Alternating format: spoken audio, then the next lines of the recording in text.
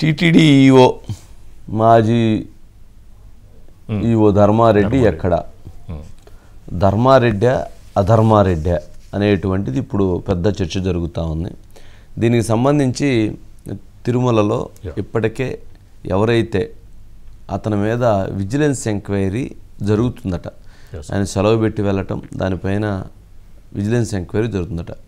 ఆయన రేపటితో పదవీ విరమణ కార్యక్రమాన్ని పొందేందుకు ఆయన దానికి సంబంధించినటువంటి ఏర్పాట్లు ఘనంగా చేసుకుంటూ ఉన్నారు.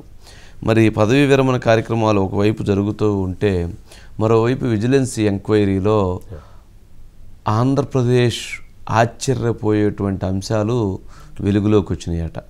నిధుల కేటాయింపు, నిధులు విడుదల చేయటం, నిధులు కేటాయించినటువంటి వాటిలో జరిగినటువంటి పనులు, వీటన్నిటిలో కూడా అత్యంత అవినీతి చోటు చేసుకుందట.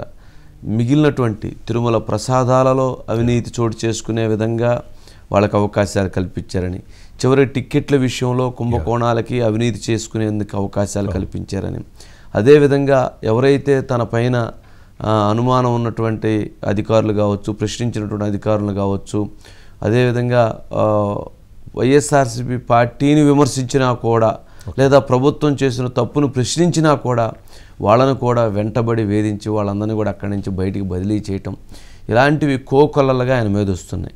అలాగే నిధుల దుర్వినియోగం, ఫండ్స్ దుర్వినియోగం, ఇతర రాష్ట్రాల్లో వాటికి కేటాయించినటువంటి వాటిలో దుర్వినియోగం, ఇలా ఒకటి కాదు దాదాపు 50-60 అంశాలు ఆయన అవినీతి భాగోతాలు ఇప్పుడు బయటకు వస్తూ ఉన్నాయి. వీటన్నిటికంటే కూడా ఒక టీటీడీ ఈఓగా చేయాల్సినటువంటి వాటికంటే కూడా ముఖ్యమంత్రి గారికి సంబంధించినటువంటి అంశాల్లో లేదా ప్రభుత్వానికి సంబంధించిన అంశాల్లో బెయిల్ కోసం, కోర్టు ఆర్డర్ల కోసం, జైళ్ళు కోసం, లేదా అవతల వ్యక్తులకి ఆర్డర్స్ రాకుండా ఉండటం కోసం ఈ విధంగా పైరవీలు చేయటంలో కూడా ఆయన అత్యంత క్రియాశీలకంగా వ్యవహరించారు ధర్మారెడ్డి అనేటువంటి దాని మీద చాలామంది ఎంక్వైరీలో బయటపెడుతూ ఉన్నారు. అంటే ఎంతటి దురాగతానికి, ఎంత దుశ్చర్లకి పాల్పడ్డారు అని అంటే ధర్మారెడ్డి గారు ఒక సింపుల్ ఉదాహరణ, నారా చంద్రబాబు నాయుడు గారికి బెయిల్ రాకుండా ఉండటం కోసం ప్రభుత్వంలో ఉన్నటువంటి ఆయన ఏదైతే టీటీడీ ఈఓగా ఉన్నటువంటి వ్యక్తి, ఆయన ఒక న్యాయమూర్తిని ఇన్ఫ్లుయెన్స్ చేసే విధంగా కూడా వాళ్ళు వ్యవహరించారు అనేటువంటిది కూడా ఇప్పుడు బయటపడుతూ ఉంది. అంటే అలాంటి అధికారిని ఉపేక్షిస్తారా? అలాంటి అధికారి మీద చర్యలు తీసుకునేటువంటి ఇది లేదా? ఒక ఈఓగా ఉన్నటువంటి వ్యక్తి ఎంత మంచి చేయాలి, ఎంతటి దురాగతానికి, ఎంత దుర్మార్గాలకి ఆయన వ్యవహరించాడు. మరి అలాంటి వ్యక్తిని వదిలేస్తారా?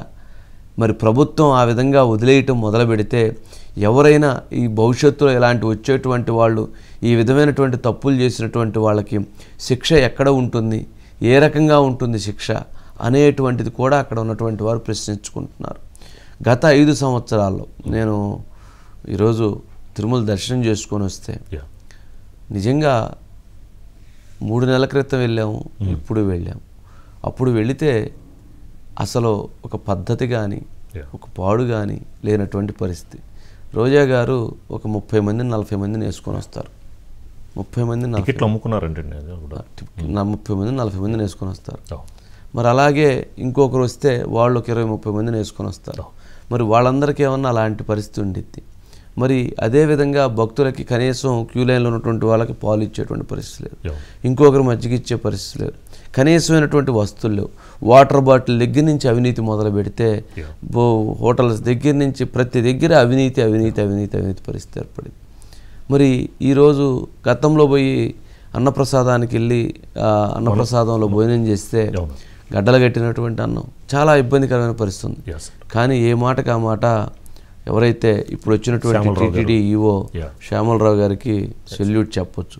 భక్తులు ప్రశంసిస్తున్నారు, ప్రభుత్వాన్ని ప్రశంసిస్తున్నారు, టీటీడీని ప్రశంసిస్తున్నారు, గతంలోకి ఇప్పటికి వచ్చినటువంటి తేడాన్ని చర్చించుకుంటున్నారు.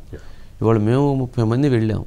30 మంది వెళితే 7 కలిసి ఎవరికి వాళ్ళం ఒక టీమ్గా ఎవరు లెటర్ వాళ్ళు తీసుకొని వెళ్ళి దర్శనం చేసుకున్నాం. అంటే ఇక్కడ ఏంటి, సిస్టమ్ క్రాస్ కావడానికి లేదు, సిస్టంలో వెళ్ళాల్సిన పరిస్థితి ఏర్పడింది. కానీ అక్కడ ప్రతి దగ్గర ఉన్నటువంటి అవినీతిని తగ్గించేటువంటి పరిస్థితిలో పడ్డారు. అంటే సింపుల్ ఎగ్జాంపుల్ ఏంటంటే గతంలో ఉన్న లడ్డూకి ఇప్పుడున్న లడ్డూకి ఉన్న తేడాను గమనిస్తే చాలు తెలిసిపోతుంది. క్వాలిటీ క్వాంటిటీ తెలిసిపోతుంది.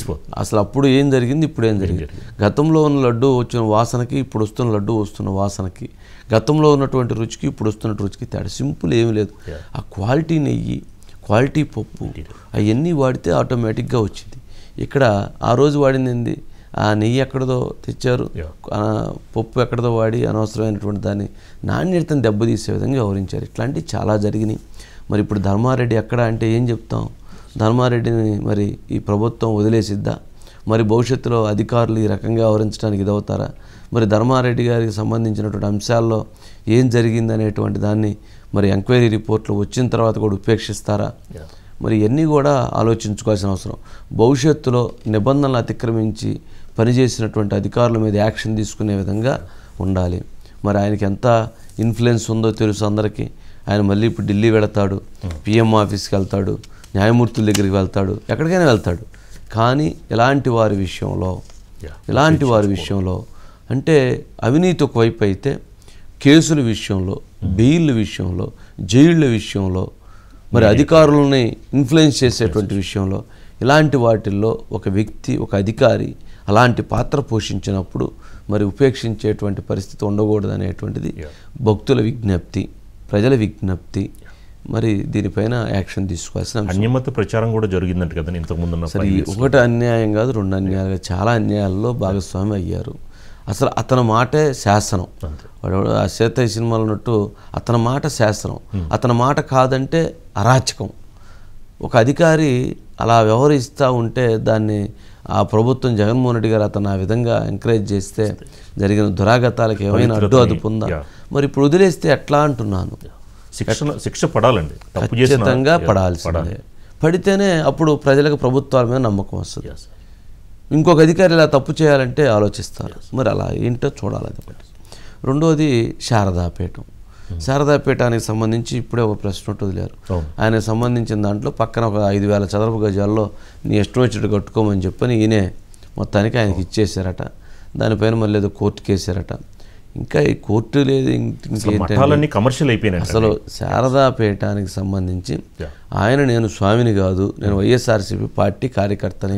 వైఎస్ఆర్సీపీ పార్టీ జగన్మోహన్ రెడ్డి గారి గెలవటం కోసం మా ఆశ్రమంలో ఉన్న చెట్టు, పుట్ట, గాలి, నేల మొత్తం మేము అందరం పనిచేసామని చెప్పి స్వయంగా చెప్పారు. ఆయన వైఎస్ఆర్సీపీ పార్టీ కార్యకర్త. ఇంకేంటి ఇన్ని మాటలు? ఇంకెందుకు అంటారా? వైసీపీ శారదాపీఠం వల్ల వైసీపీ పీఠమే శారదాపీఠం.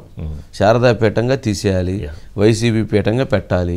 దాంట్లో జరిగిన అక్రమాల విషయంలో దానిపైన వెంటనే చర్యలు తీసుకోవాలి. ఇంకా ఉపేక్షిస్తారేంటండి? ఆయన ఒక పరిధులు దాటి వ్యవహరించారు. ఏంటి ఆయన మీద వీళ్ళందరికీ ప్రేమ ఏంటి? ప్రభుత్వానికి, చంద్రబాబు నాయుడు గారికి, లోకేష్ గారికి, పవన్ కళ్యాణ్ గారికి ఏంటి ఇంకా శారదాపీఠం మీద ప్రేమ? అక్కడ ఉన్నటువంటి విశాఖలో ఉన్నటువంటి లీడర్లకు ఏంటి ప్రేమ? ఆయన చేసినటువంటి అరాచకాలు మీకు తెలుసు కదా, అన్యాయాలు మీకు తెలుసు కదా. ఇంకెందుకు వారి విషయంలో ఎందుకు నిబద్ధత, ఎందుకు గౌరవం ఇవ్వాల్సిన అవసరం ఏంది? తిరుపతిలో కావచ్చు, ఫిల్మ్నగర్ క్లబ్లో ఉన్నటువంటి ఇది కావచ్చు, ఆయన కేటాయించినటువంటి విశాఖలో కేటాయించినటువంటి కావచ్చు, మొత్తం తీసేయాల్సిందే. ఎక్కడైతే వాటికి సంబంధించినటువంటి శారదాపీఠాన్ని ప్రభుత్వం స్వాధీనం చేసుకోవాలి. శారదాపీఠాన్ని ప్రభుత్వం స్వాధీనం చేసుకోవాల్సిందే. తిరుపతిలో ఉన్నటువంటి దాన్ని స్వాధీనం చేసుకోవాల్సిందే. అవినీతి అక్రమాలు జరిగినట్టుగా ఆరోపణలు ఉన్నాయి. ప్రభుత్వం ఆస్తులని ఆయన అన్యాక్రాంతం చేసుకొని దాచుకున్నాడు అనేటువంటిది ఉంది. అట్లాగే ఆడ ప్రజల భూముల్ని, పేదల భూములు లాక్కున్నాడు అనేటువంటిది. ఖచ్చితంగా శారదాపీఠాన్ని ప్రభుత్వం స్వాధీనం చేసుకుని విచారణ జరపాలి. తప్పు ఉన్నదని తేలితే శిక్షించాల్సిందే. ఎవరిని కూడా ఉపేక్షించాల్సిన అవసరం లేదు అనేది ప్రజల భావన. మరి అలాగ వేస్తే మళ్ళీ ఇంకో 4,000 ఎకరాలు ప్రజలే దోసేస్తే ఏం చెప్తారు? ఆయన ఎక్కడున్నారు? దొరకట్లేదట. మరి ఎక్కడ ఉన్నారేమో. మరి ప్రభుత్వం సీరియస్గా యాక్షన్ తీసుకోకపోతే మాత్రం ఇది సరైన నిర్ణయం కాదనేటువంటి అభిప్రాయం వ్యక్తం అవుతుంది.